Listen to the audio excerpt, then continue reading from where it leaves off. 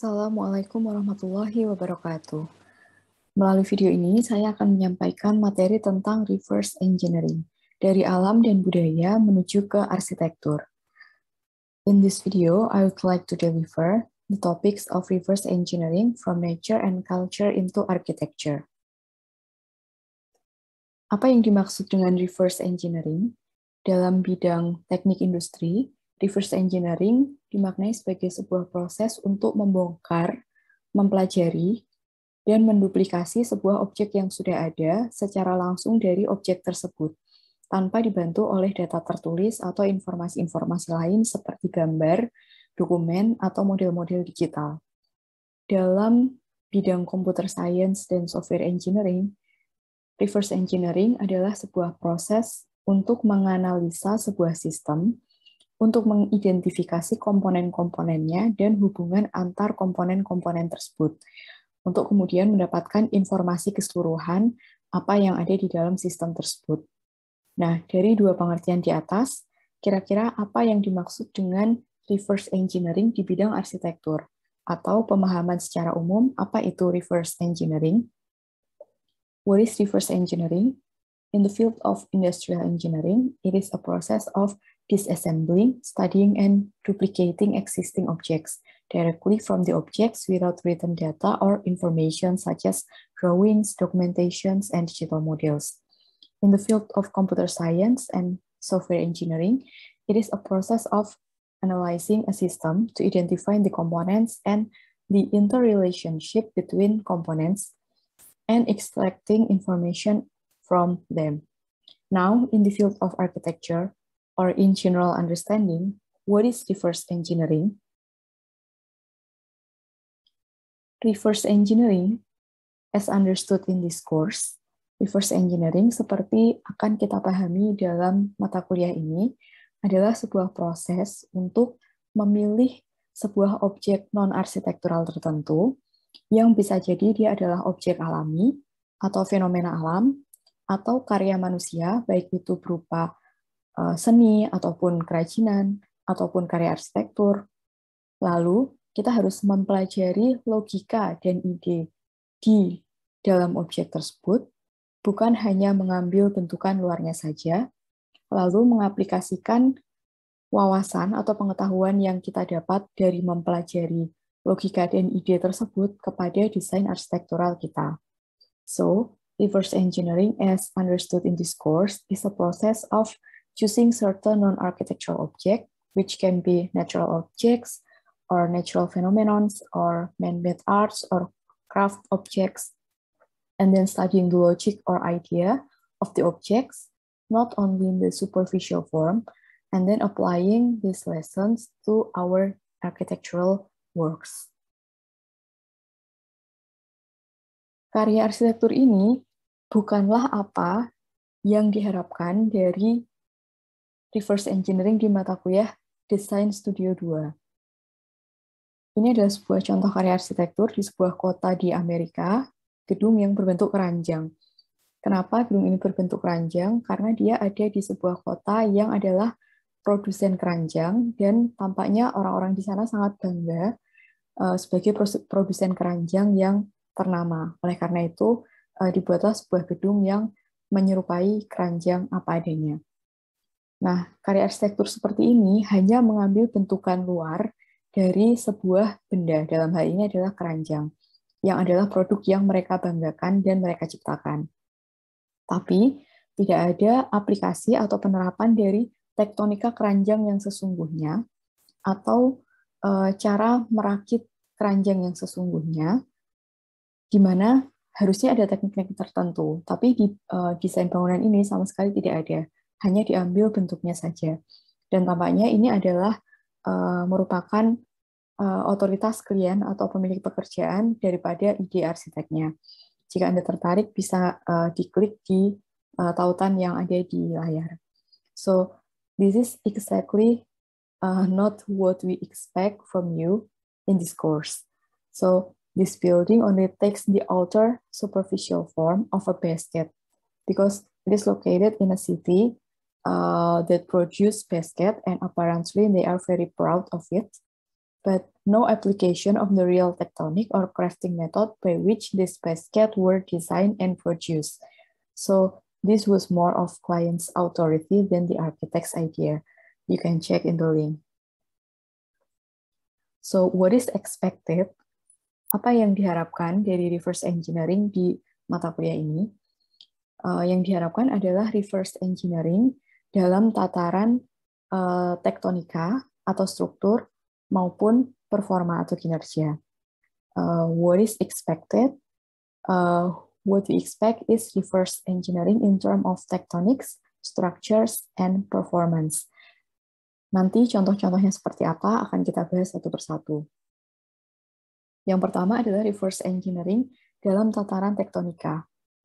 Jadi dalam konteks mata kuliah ini, tektonika bisa kita definisikan sebagai bagaimana material dirakit dan diartikulasikan untuk menjadi sebuah objek. Jadi bukan hanya materialnya sendiri itu apa, tapi bagaimana material itu digunakan. In this course, tectonic may be defined as how the materials are assembled and articulated to produce the object. It's not the material themselves, but the way of using the materials. Contoh dari reverse engineering di tataran tektonika, salah satunya adalah di Rumah Kuera, yang adalah rumah dari salah satu tokoh arsitektur Indonesia, yaitu Y.B. Mangunwijaya. Rumah ini merupakan kumpulan dari eksplorasi-eksplorasi kreatif arsitektur yang dibuat oleh pemiliknya sekaligus arsiteknya, dan salah satu reverse engineering dalam tataran tektonika bisa dilihat di contoh pintu garasi yang ada di Rumah Kuera ini. Ini adalah posisi pintu garasinya, dan ini adalah foto yang lebih jelas bagaimana pintu garasi itu dibuat. One of the good example of reverse engineering in terms of tectonics, we can see the example in Kuera House. This is a house. The owner is a prominent architect in Indonesia, Y.B. Mangunwijaya, and he explored this house using a creative idea from his design.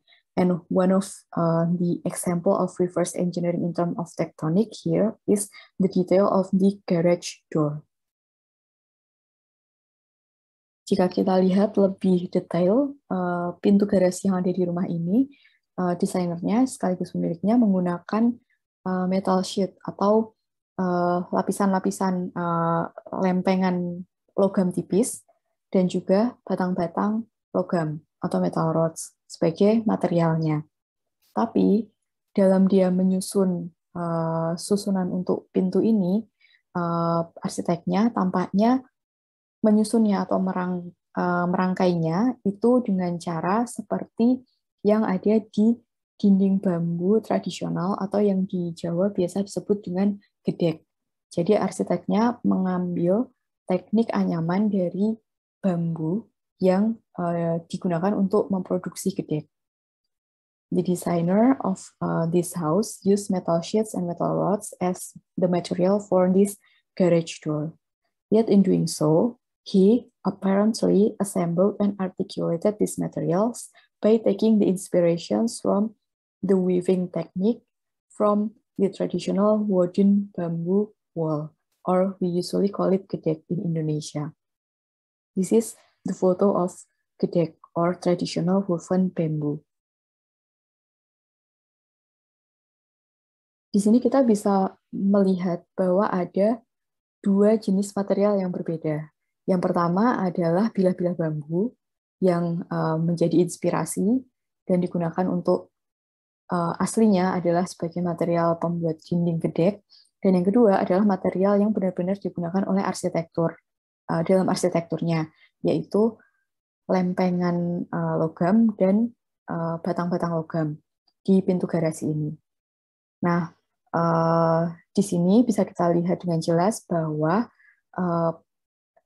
lempengan logam dan juga batang-batang logam yang ada di rumah ini dirangkai atau disusun sebagaimana bambu-bambu di dinding gedek itu dianyam satu sama lain. Jadi inilah yang kita maksud dengan reverse engineering di tataran tektonika. We can notice that there are two different sets of material here. First is the bamboo slate for the original gedek, and second is metal sheets and metal rods for the carriage door. Yet, how the metal sheets and metal rods were assembled is exactly similar to how the bamboo slates are woven into gedek. So this is what we mean by reverse engineering in terms of tectonic. Ketika kita mengambil inspirasi dari tektonika, entah itu dari karya seni atau dari karya kerajinan, ada beberapa kemungkinan sebenarnya apa yang dituju. Yang pertama adalah arsitek atau kita ingin mendesain ekspresi visual atau tampilan yang mirip atau sama, seperti objek yang menjadi inspirasi kita. Yang kedua, kita ingin memberikan penghargaan atau penghormatan kepada tradisi atau filosofi atau ideologi yang ada pada benda yang menjadi inspirasi kita. Dan yang ketiga, kita sebagai arsitek ingin mengambil kualitas-kualitas yang tidak tampak, kualitas fisik yang non-visual, tapi ada sebenarnya pada objek-objek yang menjadi inspirasi kita. Misalnya, contoh dalam karya ini adalah yang diambil adalah teknik untuk menganyam bambunya, yang biasanya teknik ini menghasilkan kekuatan, tapi juga menghasilkan fleksibilitas, karena gabungan antara material bambu dan juga teknik menganyamnya. Nah, dalam contoh ini, yang dilakukan oleh Romo Mangun sebagai arsiteknya adalah gabungan antara nomor 1 dan 2, yaitu mengambil ekspresi visual yang tampak secara nyata, dan yang kedua adalah memberikan penghormatan kepada tradisi dinding bambu tradisional. Saya rasa itu yang dilakukan. Karena ketika menuju ke nomor 3, di sini sebenarnya kualitas fisikal dari bambu dan logam itu sudah cukup berbeda, sehingga mungkin tidak bisa disamakan. So, in this works, in taking inspiration from tectonics, it could be from arts or craft, there are some possible objectives of the architect. First is designing visual expression similar to the arts or craft objects. Second is paying homage or respect to the tradition, philosophy, or ideology which produce the arts or craft objects. And third is taking the other non-visual physical qualities resulted from this tectonic. For example, this bamboo weaving technique usually produces strength mixed with flexibility. Contoh lain reverse engineering di tataran tektonika yang juga sangat populer akhir-akhir ini adalah karya-karya dari Shigeru Ban yang mengambil inspirasi dari anyaman bambu yang digunakan di keranjang bambu tradisional di Jepang. Ini digunakan dari segi visual, jelas nampak masih terlihat pola-pola anyamannya. Juga dari segi tektonika, cara menganyamnya juga masih ada. Jadi di sini bentuk dan tektonikanya masih sangat nampak. Ini adalah contoh lain. This is another example of reverse engineering in terms of tectonics. This is a fish trap in Taiwan traditional craft, and an architect tried to create an installations inspired from the fish trap.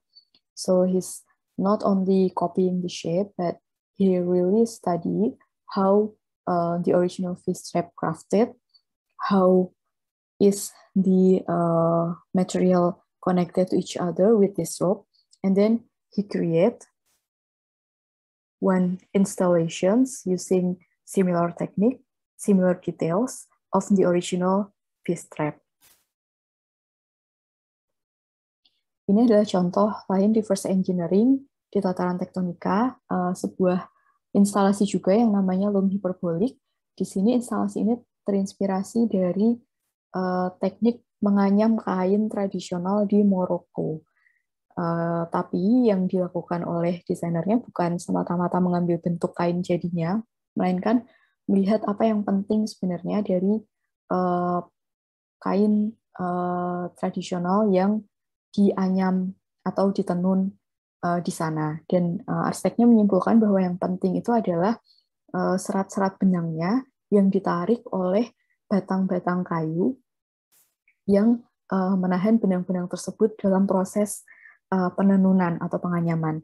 Maka hanya 2 objek itu saja yang diambil untuk menciptakan instalasi ini, yaitu serat-serat benang utamanya dan juga batang kayunya. Sehingga bentuk akhirnya bukanlah kain, tapi esensi dari kain tersebut.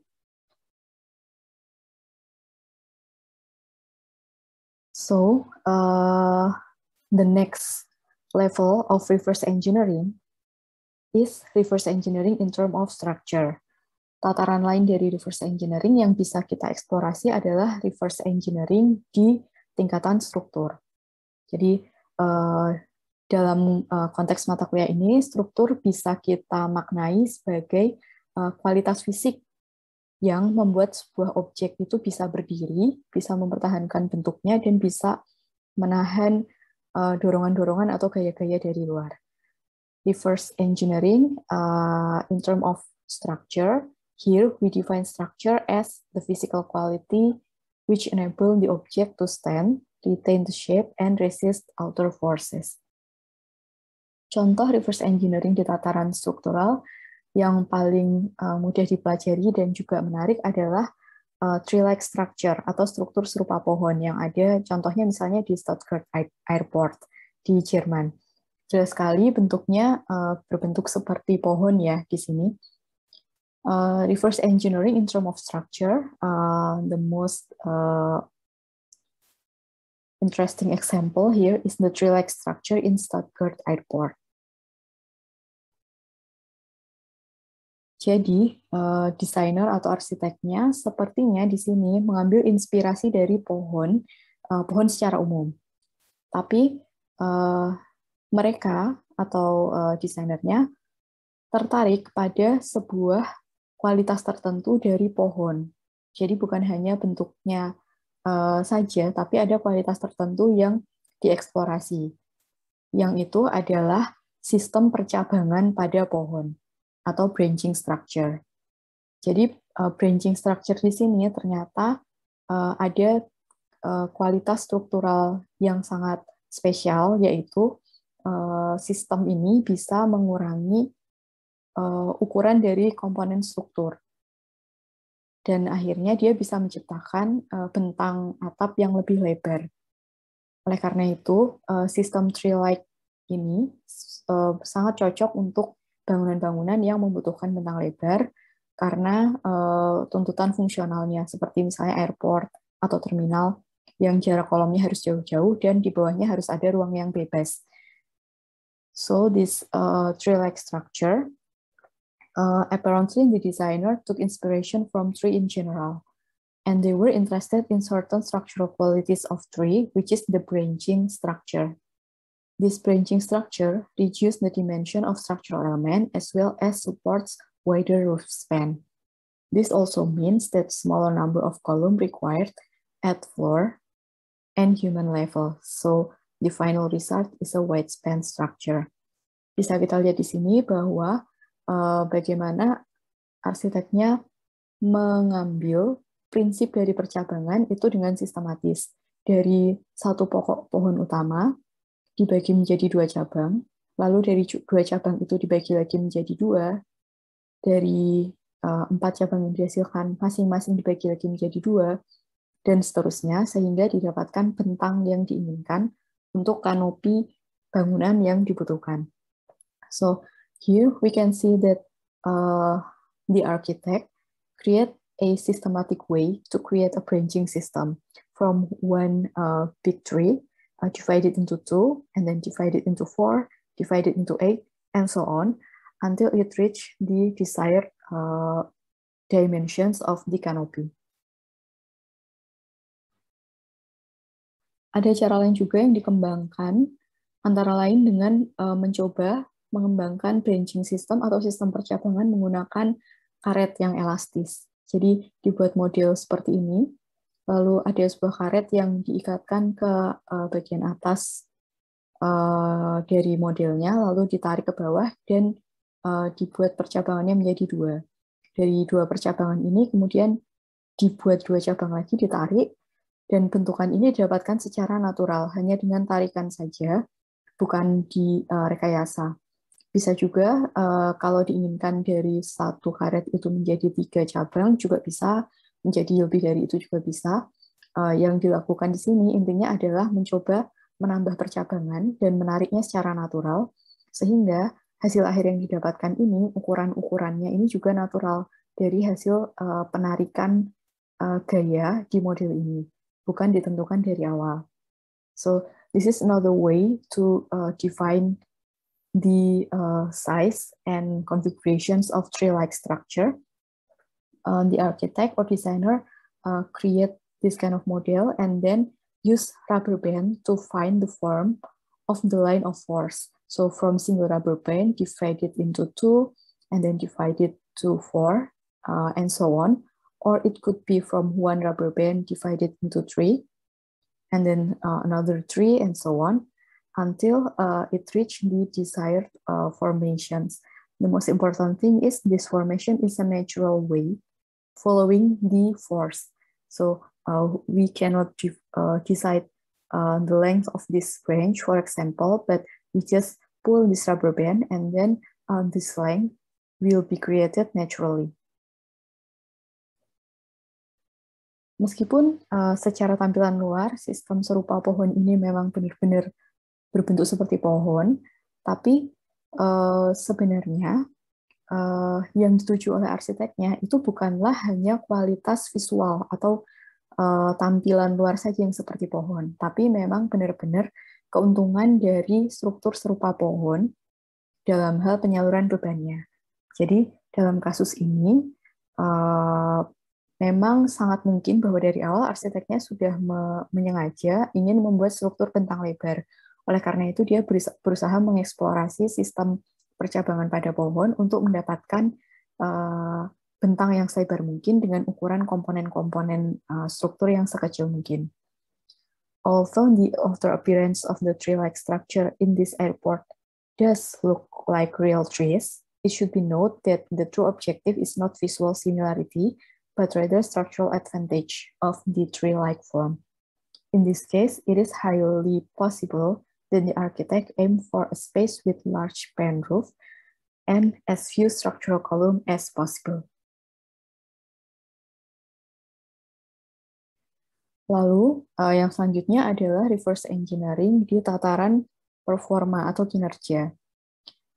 The next thing that we can explore is reverse engineering in terms of performance. Dalam mata kuliah ini, kinerja yang dimaksudkan di sini bisa bermacam-macam. Mulai dari bagaimana sebuah objek itu bekerja untuk menghasilkan kualitas tertentu, misalnya kenyamanan termal, kenyamanan akustik, lalu pertukaran udara, lalu pencahayaan yang optimal, dan kualitas-kualitas lainnya. In the context of this course, the performance may be defined as way of working of the objects, which result in certain qualities such as thermal comfort, aural comfort, ventilation, lighting, and so on. Contoh dari reverse engineering di tataran performa atau kinerja adalah Sierpinski Forest Tree Canopy Inspired Fractal Roof Canopy. Ini pada dasarnya adalah sebuah kanopi yang terinspirasi dari pohon.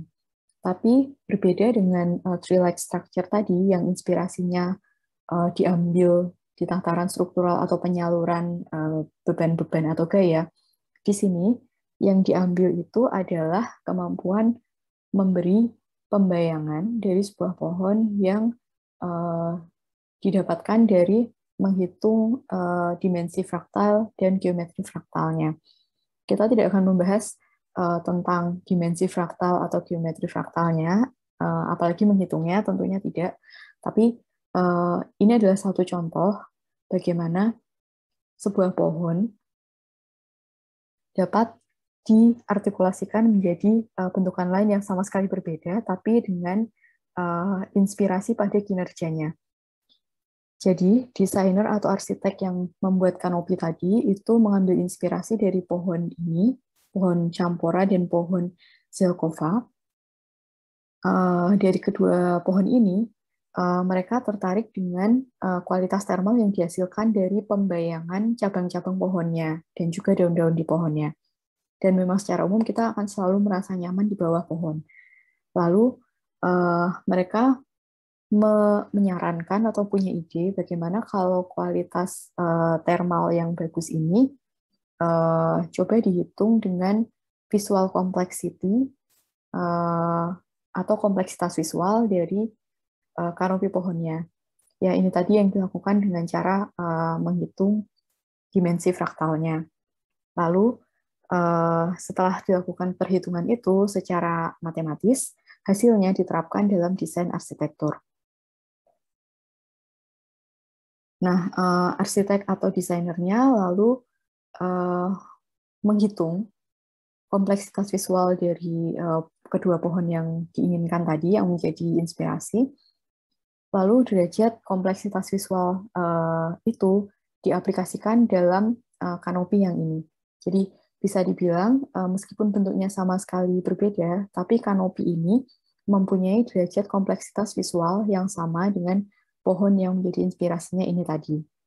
Nah, dengan demikian dia mengharapkan kalau kanopi ini kemudian akan memiliki kualitas termal, terutama untuk memberikan pembayangan yang sama seperti kanopi pohon yang di sini tadi.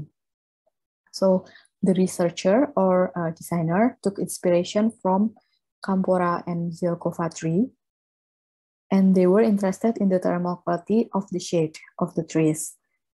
And then they suggested that this thermal quality may be related to the visual complexity of the tree's canopy, which can be calculated mathematically.